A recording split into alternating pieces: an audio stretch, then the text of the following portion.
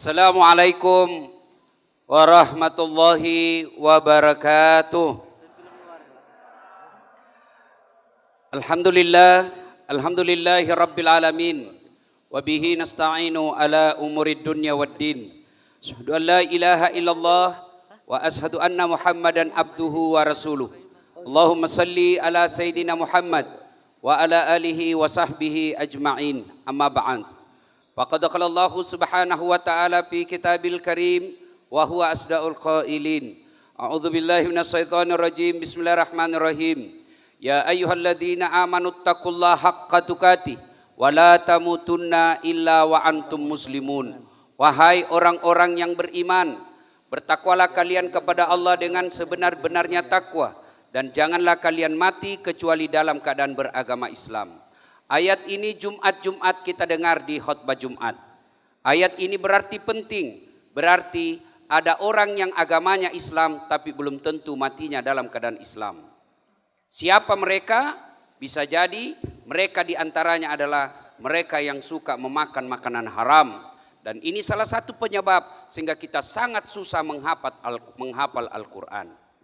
Wa qala idzan bismillahirrahmanirrahim. Ya ayyuhalladzina amanu dakhulu fis-silmi kaffatan wa la tattabi'u khutuwatis syaitan innahu lakum adu mubin. Wahai orang-orang yang beriman, masuklah engkau ke dalam Islam secara sempurna, bukan Islam pencitraan, bukan Islam pilpres, bukan Islam pilcaleg. Itu politisi kalau mau pilkada penampilannya kalau Ustadz Dasat. Pakai serban, pakai gamis, bahkan ada saya lihat dia balik itu fotonya, kepalanya dibawa. Baru dia tulis siap jungkir balik untuk rakyat. Itu politisi. Islamnya Islam pencitraan. Tapi kata Quran, Islamlah secara benar. Dan janganlah engkau ikuti langkah-langkah setan, karena sesungguhnya setan itu musuh yang nyata bagi kalian. Begitu ibu menerima, bapak menerima iklan ini, setan mulai membisik. Jangan kau datang, mahal, masa ada dakwah mahal? Itu setan itu. Alhamdulillah bapak ibu berhasil mengalahkan setan yang ada di rumah. Alhamdulillah. Tapi apakah putus asa setan? Sampai di sini mereka lepas tangan? Tidak. Digodanya lagi kita. Jangan kau dengar ceramah, pegang HP-mu. Itu setan itu. Jadi ibu-ibu yang pegang HP itu sudah kena godaan setan. Sudah dengar begini, masih juga dia pegang. Itu nenek moyangnya setan yang ada di dalamnya. Simpan dulu HP ibu, simpan. Sebentar selfie. Saya layani ibu sampai sore. Simpan dulu. Fans saya ini kan rata-rata ibu-ibu. Yang sudah muka-muka sakaratil maut. Ada di Makassar, dia kejar saya selesai ceramah. Ustaz boleh selfie? Sini. Sudah selfie, ulang Ustaz, kabur Ustaz, ulang lagi Ustaz. Dalam hatiku, biar kau ulang 10 kali, nah mukamu yang jelek. Simpan dulu HP ibu ya, simpan dulu ya. Bapak ibu simpan dulu, insyaallah ya, berkah. Qala idzan bismillahirrahmanirrahim. Innallaha wa malaikatahu yusalluna ala nabi. Ya ayyuhalladzina amanu sallu alaihi wa sallimu taslima. Sesungguhnya Allah dan para malaikatnya bersalawat kepada Rasulullah Muhammad sallallahu alaihi wasallam, maka wahai orang-orang yang beriman, bersalawatlah kalian kepada Rasulullah dengan sebaik-baik salawat. Bukan salawat sambil merokok, bukan salawat sambil WhatsApp, bukan seperti itu. Salawat dengan sebaik-baiknya. Maka saya mau dengar mana lebih kencang salawatnya Bapak Ibu di sini. Kita dahulukan ibu-ibu. Bisa Ibu? Bisa? Oke, kencang ya Bu ya, ikuti saya. Salatullah ala toha, salatullah ala yasin. Ini bukan kencang Ustadz Fatih, ini namanya syahdu. Suara begini yang kasih nafsu kita laki-laki. Makanya adik-adik kalau kau ditelepon cowok jangan membuat suaramu syahdu. Assalamualaikum, waalaikumsalam. Bagaimana cowok ndak nafsu? Lagi di mana dek? Di rumah aja kak. Yang tegas dong. Assalamualaikum, waalaikumsalam. Lagi di mana? Di rumah. Lagi apa kau tanya? Ndak diteleponnya lagi kau besok. Ini waalaikumsalam. Caleda. Ibu-ibu diam, ibu diam. Kita dengar ini bapak-bapak. Ayo, jangan mempermalukan jenis kelamin.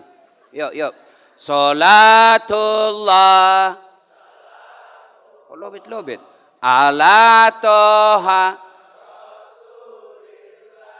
Salatullah.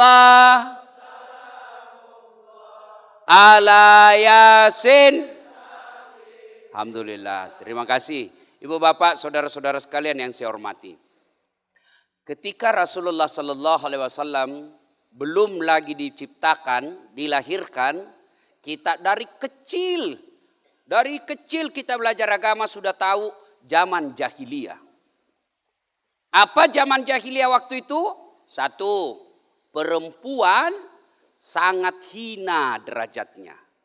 Perempuan kerjanya dapur, kasur, sumur. Sumur, dapur, kasur. Dilahirkan hanya untuk melahirkan. Sehingga terkenallah sahabat Rasulullah, Khalid bin Walid, pernah diambil anaknya dari istrinya. Waktu itu anaknya ya sudah bisa diajak main-main. Dia panggil anaknya, sini nak, sini kok. Kita pergi main-main belakang rumah. Dia bawalah anaknya ke belakang rumahnya. Sudah itu diajak, ayo gali pasir nak, gali lagi. Begitu dalam dia dorong bapaknya masuk, lalu dia timbun hidup-hidup, lalu dia lompat-lompat di atasnya. Kurang ajar, kau bawa sial dalam keluarga kita. Tuh perempuan zaman dahulu. Perempuan bahkan boleh dijadikan apa? Transaksi judi. Bos, cantik istrimu di? Cantik sekali, kau suka? Ya, judi dah, judi. Kalau kau menang, pakai istriku 1 malam. Kalau kau kalah, kau pakai istriku 2 malam. Coba, itulah zaman jahiliyah. Tapi sekarang ada lagi lebih jahiliyah dari jahiliyah. Kalau zaman jahiliyah, lahir dikubur hidup-hidup. Sekarang belum lahir sudah dikubur. Itulah aborsi. Kalau zaman jahiliyah kan sudah lahir baru dikubur. Sekarang belum lahir sudah dimatikan. Zaman jahiliyah. Maka beruntung ibu-ibu, Rasulullah datang mengangkat derajat wanita ketika Rasulullah mengatakan wanita adalah tiang negara, tegak wanita, tegak negara, hancur wanita, hancur negara. Maka ibu-ibu ini meskipun tenaganya lobet tapi tiang negara. Oh ini. Dia bisa. Itu kan ulama menjelaskan perempuan dalam Islam itu ibarat 5 jari ini. Ya, jari ini jari perempuan. Ini kan kalau dalam Islam ini pejabat. Kalau pejabat bilang begini aman. Tapi Kapolri bilang begini hancur kau. Ini pengusaha. Bangun itu besok masjid Dasat selesai. Banyak duitnya. Tapi orang kere bangun masjid itu siapa kok? Ini jari tengah.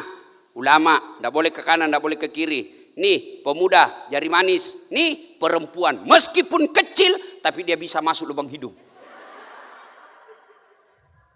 Ini perempuan kecil tapi dia bisa goyangkan negara. Berapa banyak tokoh-tokoh dunia yang hancur gara-gara perempuan. Sejarah membuktikan banyak tokoh hancur politiknya gara-gara perempuan. Ibu-ibu ini tiang negara. Tapi sayang 1000 sayang. Rasulullah telah mengangkat derajat wanita. Tapi dia hancurkan derajatnya sendiri sekarang. Dengan cara apa? Nabi pernah memprediksi wanita suatu waktu nanti berpakaian tapi telanjang dan mereka suka memakainya. Adakah begitu? Oh banyak. Bukan di sini. Coba datang ke Plaza Indonesia. Plaza Senayan. Tempat menjogging. Hancur kami laki-laki. Maunya kami ini kerjasama bos. Kami laki-laki jaga mata. Tolong Anda cewek jaga akhlak. Karena biar kami setengah mati jaga mata, kalian gentayangan hancur amal kami. Dilihat haram, tidak dilihat barang bagus. Coba lihat ibu-ibu. Bahkan ibu majelis taklim sendiri banyak sekarang yang merendahkan derajatnya. Dengan cara apa? Coba kita lihat.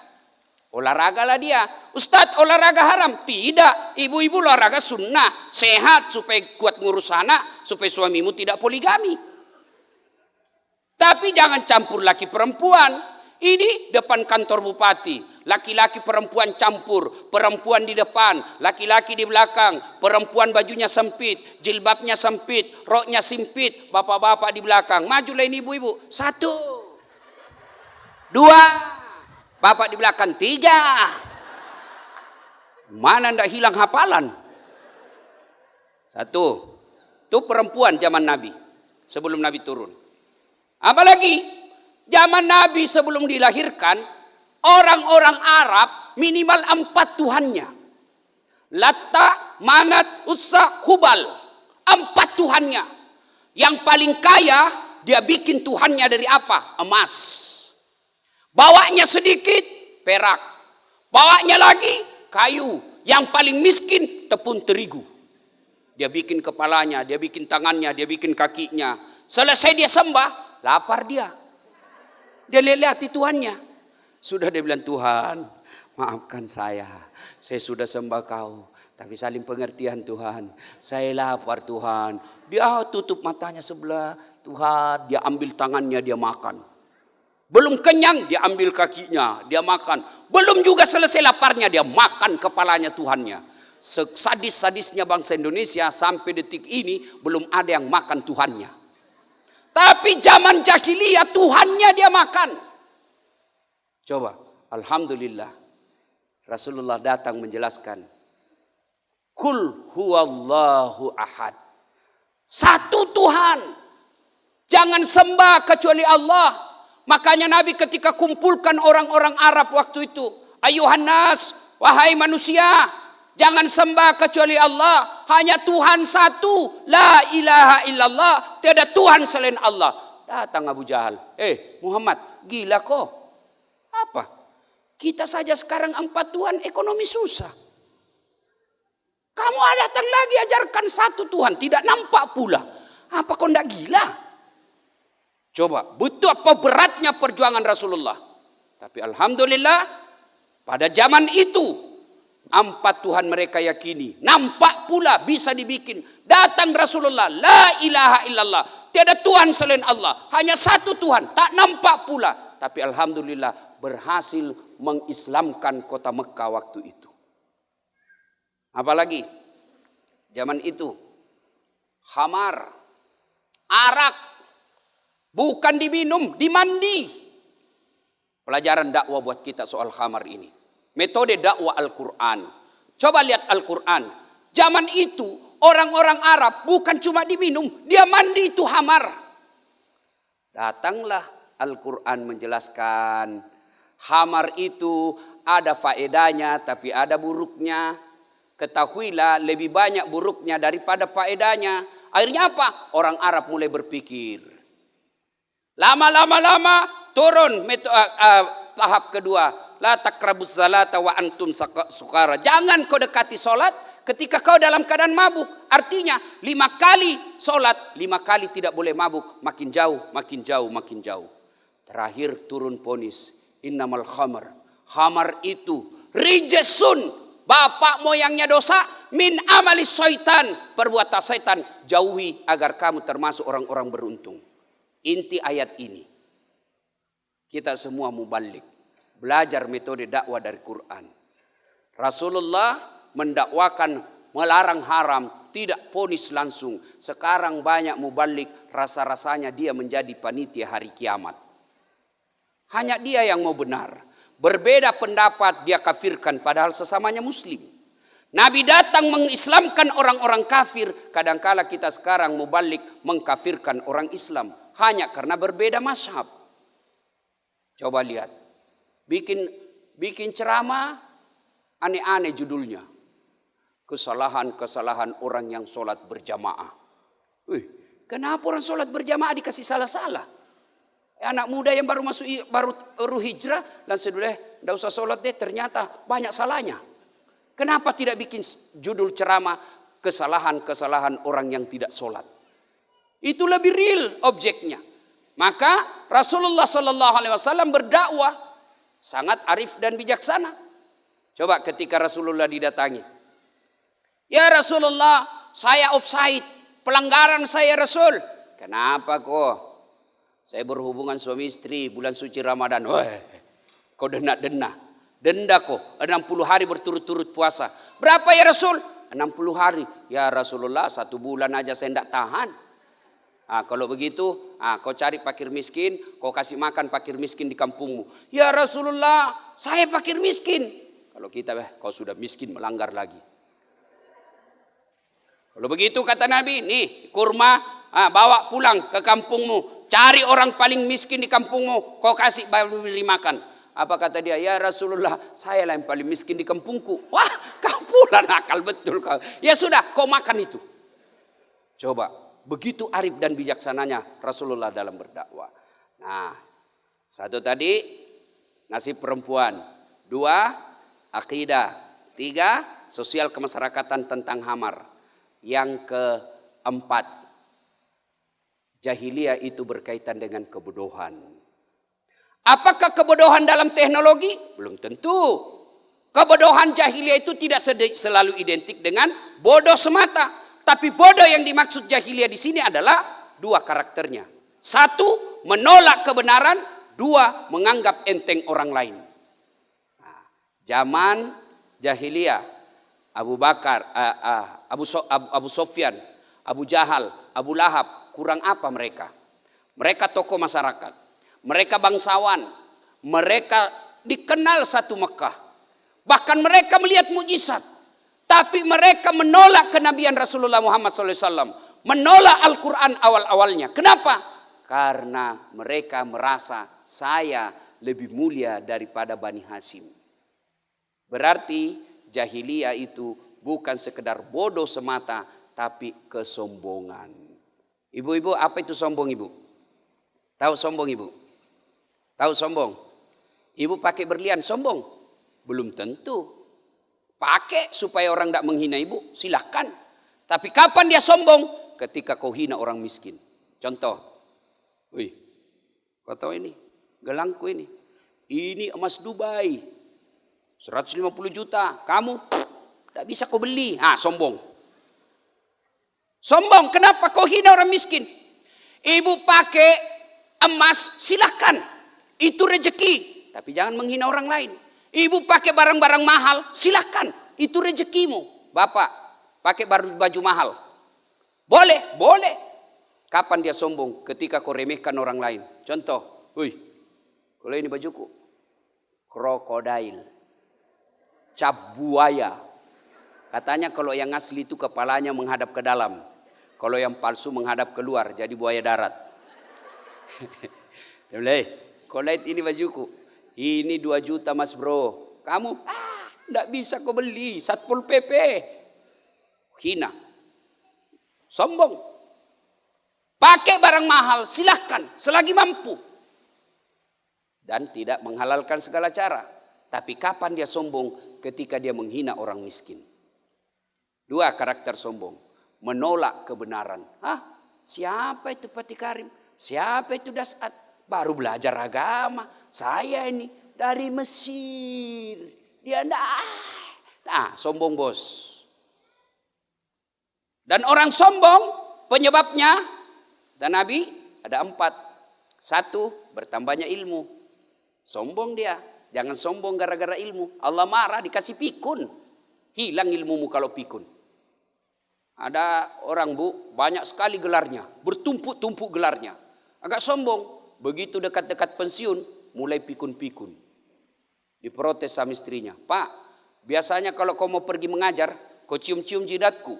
Ini sudah hampir 2 minggu kau tidak pernah lagi cium saya. Dalam hati suaminya, astagfirullah. Berarti siapa aku cium selama ini?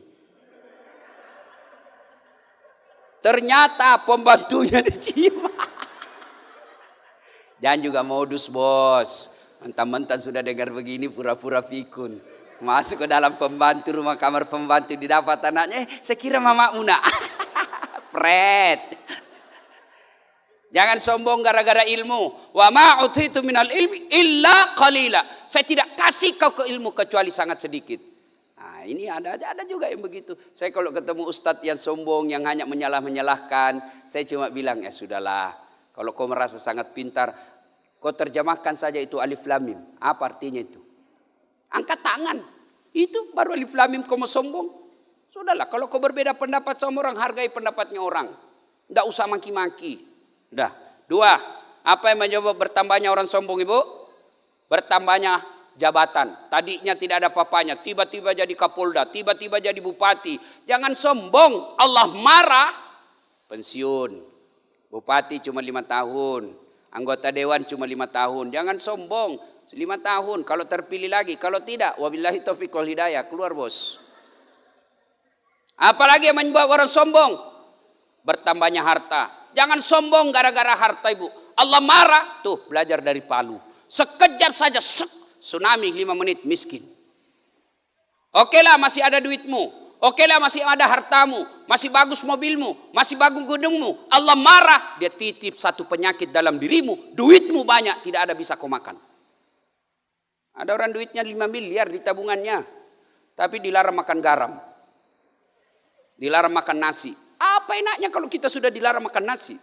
Saya diundang pergi ceramah di Milan. 2 hari roti aja dikasih saya. Saya bilang, bos, kau siksa saya ini. Ini perut bugis ini, bos. Tidak mempan kalau roti. Carikan saya nasi. Tidak bisa saya ceramah kalau tidak ketemu nasi. Baru 2 hari. Kasih saya apa, spaghetti apa, kayak cacing itu anu saya lihat. Woi, tidak cocok perutku ini, bos. Sesak napas saya melihat ini. Dilarang makan nasi. Dilarang makan daging. Dilarang makan gula. Dilarang makan garam. Dilarang makan berlemak. Apa saja bisa dia makan. Ubi jalar warna ungu. Apa ndak setengah mati? Itu kamu sombong. Allah titip satu penyakit. Tidak ada bisa kau makan. Penyakit gula.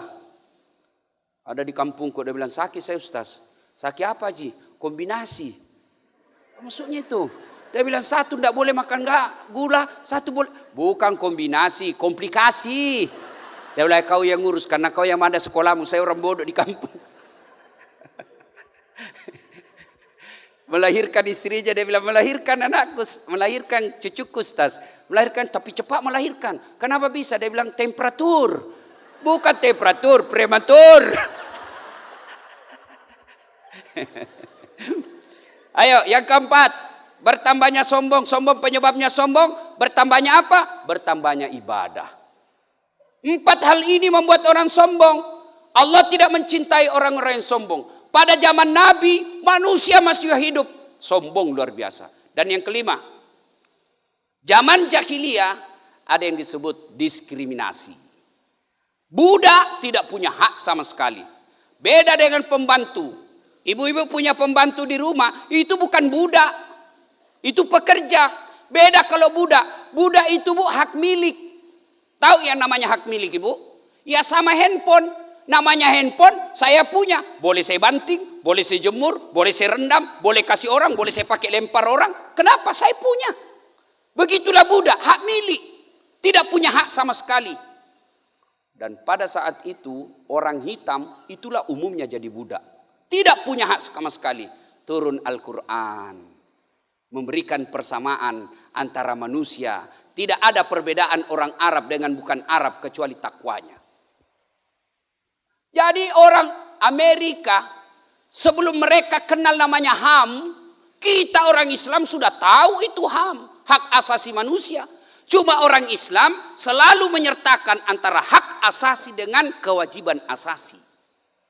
Sekarang pejuang-pejuang hak asasi, kadangkala mereka lupa antara kebebasan dengan persamaan. Ini tidak boleh dipisah, kebebasan dengan persamaan. Orang bisa saja hilang kebebasannya, tapi tidak boleh kau menghilangkan persamaannya. Saya kasih contoh. Orang di penjara. Itu orang di penjara, Pak, hilang kebebasannya. Tapi mereka mau terima. Tapi ada hak asasi yang tidak boleh hilang dari mereka. Apa itu? Kesamaan. Mana maksudnya, Ustaz? Nah, Bapak di penjara. Saya di penjara. Tapi ketika ada napi yang boleh keluar masuk, boleh dikasih makan enak, sementara napi yang lain sama-sama napi, sama-sama penghuni penjara, satu dikasih fasilitas khusus, satu tidak, maka itu adalah perbedaan. Maka mereka mengamuk, membakar. Islam tidak ada perbedaan antara laki-laki dan perempuan dalam hal ibadah, tidak ada perbedaan. Maka pernah perempuan-perempuan zaman itu datang unjuk rasa kepada Nabi. Ya Rasulullah, katanya perempuan dengan laki-laki sama. Ya, kata Nabi. Tapi rasa-rasanya ya Rasul, setelah kami selidiki, lebih banyak pahalanya laki-laki dari perempuan. Loh, kenapa kamu bilang begitu Ibu? Buktinya ya Rasul, laki-laki dianjurkan berjamaah di masjid, kami tidak. Laki-laki medan perang berjihad, mati syahid, kami dianjurkan ngurus anak dan suami. Rasa-rasanya lebih banyak pahala laki-laki kata perempuan ini. Lalu Nabi menjelaskan, betul ibu yang sampaikan. Tapi ibu mau enggak dirindukan surga? Bu, kalau saya tanya, mau enggak dirindukan surga? Mau dirindukan surga? Oh, suami istriku aja di rumah dirindukan saja sama suaminya sudah senang. Apalagi dirindukan surga. Lalu Nabi jelaskan, kalau kalian mau dirindukan surga, nih 4 syaratnya saja. Lebih susah syaratnya bagi kami laki-laki. Apa itu? 1, aqimis shalah, dirikan solat. 2, wasyamu Ramadan, berpuasalah kau di bulan suci Ramadan. Yang ketiga, jaga harga dirimu, jangan keluar rumah tanpa izin suamimu. Jaga pakaianmu. Yang keempat, kata Nabi, taati perintah suamimu. Kalau ini yang kita lakukan, tadkhulul jannati bisalam. Silakan masuk surga dari pintu mana ibu senang. 4 aja Bu. Solat, saya yakin ibu solat. 2, puasa Ramadan, saya yakin ibu puasa Ramadan. 3, jaga harga diri, saya yakin ibu mampu. Tapi ini agak berat. Mematuhi perintah suami. Nah, mulai bingung. Coba lihat. Perempuan soleha itu bagaimana Ustaz? Apa pangkat jabatannya tinggi? Apa dia cantik? Tidak, kata Nabi. 2, perempuan yang soleha itu. 1, menyenangkan hati ketika dipandang suaminya. 2, membuat suaminya tenang di rumah. Kalau ibu miliki ini berarti ibu soleha. Alhamdulillah ibu cantik semua saya lihat ini. Tapi kalau pergi begini, tapi mau tidur di rumah, la haula wala quwata illa billah. Daster 3 hari tidak dicuci dipakai, tidak sikat gigi masuk rumah, duduk makan nonton pegang remote makan kuaci, angkat kaki, angkat ketek muap. Lihat suami bagaimana kita suami tidak sakaratil maut. Ya, ibu, kan enak itu kalau suami pulang ibu sambut, bila kamu di sisiku hati rasa syahdu. Marah-marah suami capek berantakan rumah, peluk ibu pakai baju seksi baru ibu peluk. Insaflah wahai manusia. Oh senang itu suami. Iya Bu. Itu lagu-lagunya ibu-ibu dulu. Tapi lagu-lagunya ibu-ibu sekarang apa? Yo ayo, yo ayo, yo ayo. Beleng-beleng. Ibu bapak saudara-saudara sekalian, ingin rasanya berlama-lama tapi waktu yang membatasi kita. Insya Allah kesimpulannya ibu, kita bersyukur atas turunnya Al-Quran. Bisa dibayangkan seandainya tidak ada Al-Quran, perempuan hanya menjadi budak nafsu. Kita rakyat jelata tidak akan punya hak sama sekali kecuali kita punya pangkat dan jabatan. Kita tidak akan punya peluang untuk menjadi manusia terhormat ketika kita bukan bangsawan. Tapi Quran hadir menghilangkan semua itu. Alhamdulillah kita bersyukur kepada Allah. Bagaimana cara bersyukurnya? Tidak cukup dengan hanya mengucapkan Alhamdulillahi Rabbil Alamin. Bagaimana cara syukurnya? 1, pelajari Al-Quran. Hafal Al-Quran. Penting hafal Al-Quran. Yang jauh lebih penting mengamalkan isi kandungan Al-Quran. Lomba hafal Quran luar biasa, tapi lebih luar biasa mengamalkan apa yang kita hafal. Yang ketiga, setelah itu jangan cuma kita nikmati sendiri Quran itu, tapi dakwakan Al-Quran sampai akhir hidup kita. Dan salah satu wujud kesyukuran kita ini, kita hadir di tempat ini karena kita ingin belajar Al-Quran. Insya Allah pengeluaran Bapak Ibu keluar di tempat ini, Allah akan ganti dengan berkali-kali lipat. Insya Allah. Demikian, mudah-mudahan ada manfaat, lebih dan kurangnya mohon dimaafkan. Kalau masih mau dengar ceramah saya, gampang. Follow saya di Instagram. Dasatlatif 1212. Sudah ku follow Ustaz, kenapa tidak mau terputar ceramahmu? Hakul yakin berarti tidak ada kuotamu. Demikian, lebih dan kurangnya mohon dimaafkan. Nun wal kalam ya misrun. Billahi fi sabilil haq. Assalamualaikum warahmatullahi wabarakatuh.